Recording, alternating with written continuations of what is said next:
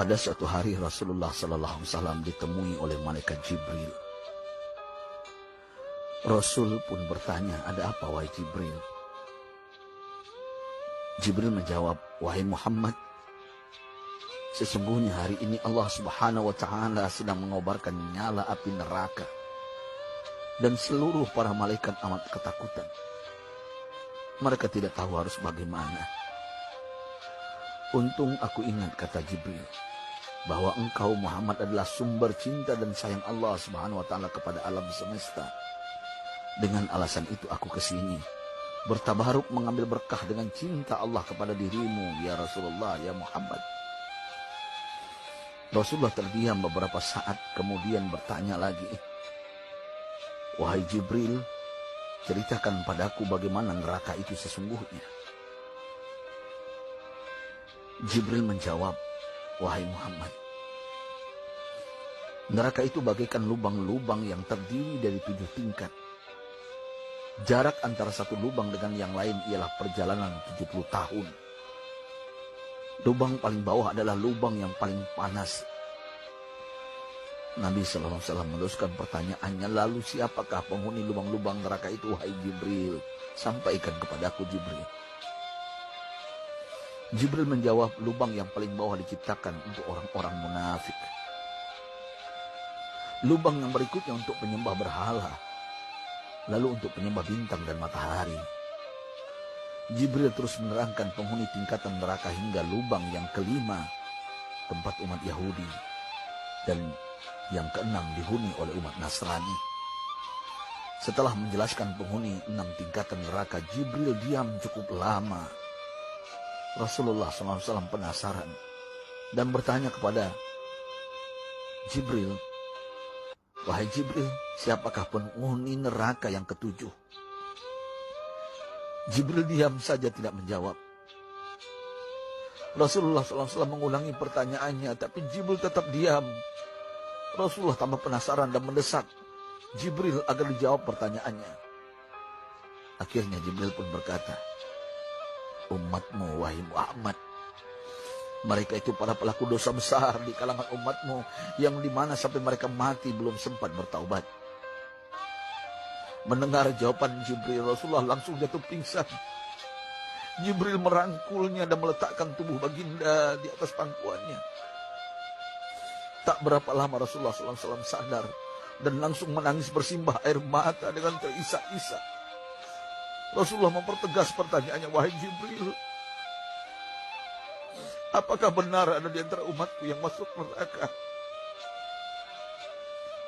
Jibril menjawab, benar wahai Muhammad, pelaku dosa besar di antara umatmu yang belum bertaubat.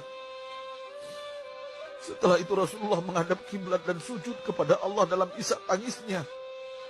Sesekali dengan suara pelan beliau membisikkan kata-kata, ummati ya Rabb, ummati, ummati, ummati. Beliau SAW tidak mengangkat kepalanya dalam keadaan seperti itu selama 3 hari 3 malam, kecuali setiap Bilal bin Rabah mengumandangkan azan, barulah beliau bangkit untuk menjadi imam, dan setelah itu kembali sujud lagi.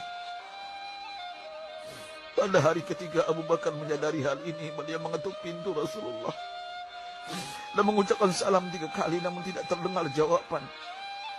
Abu Bakar sedih dan berseru di hadapan pintu Nabi besar Muhammad SAW. Apakah ada jalan untuk masuk ke rumahmu ya Rasulullah? Tetap tidak ada jawaban. Di jalan Abu Bakar bertemu sahabat Umar. Mengapa engkau menangis wahai Abu Bakar? Kata Umar. Abu Bakar menceritakan keadaan Rasulullah SAW. Maka Umar pun melangkah menuju rumah Rasulullah dan terjadilah hal yang sama. Umar pun pulang dan menangis. Di jalan Umar bertemu sahabat Salman Al-Farisi. Dengan terisak Umar bercerita kepada Salman hingga membuat dia amat sedih, namun tidak berani mengulangi hal yang sama. Salman melangkah menuju rumah Fatimah radhiyallahu anha dan menceritakan hal itu. Setengah berlari Fatimah menuju rumah ayah tercinta dan mengetuk pintu sambil mengucapkan salam. Mendengar suara lembut putri tercinta, sejuklah dada Rasulullah. Beliau bangkit dari sujud dan membuka pintu. Alangkah terkejutnya Fatimah melihat Rasulullah, ayah tercinta, amat kurus dan pucat. Fatimah memeluknya lalu menangis. Wahai ayah, apa yang terjadi? Mengapa engkau amat sedih seperti ini? Rasulullah kembali menangis dan berkata dengan suara lirik, wahai Fatimah, belahan jiwa aku. Bagaimana mungkin aku tidak sedih sedangkan Jibril mengatakan akan ada kelak umatku yang akan masuk neraka. Subhanallah, betapa besar cinta Rasulullah kepada kita umatnya. Sahabatku, Rasulullah mencintai kita. Antaman ma'aman ahbabta, engkau akan berkumpul dengan orang yang kau cintai. Mari kita mencintai baginda Nabi besar Muhammad SAW yang mencintai kita, umat yang tidak rela kita masuk neraka. Mari kita mencintai beliau dengan berselawat.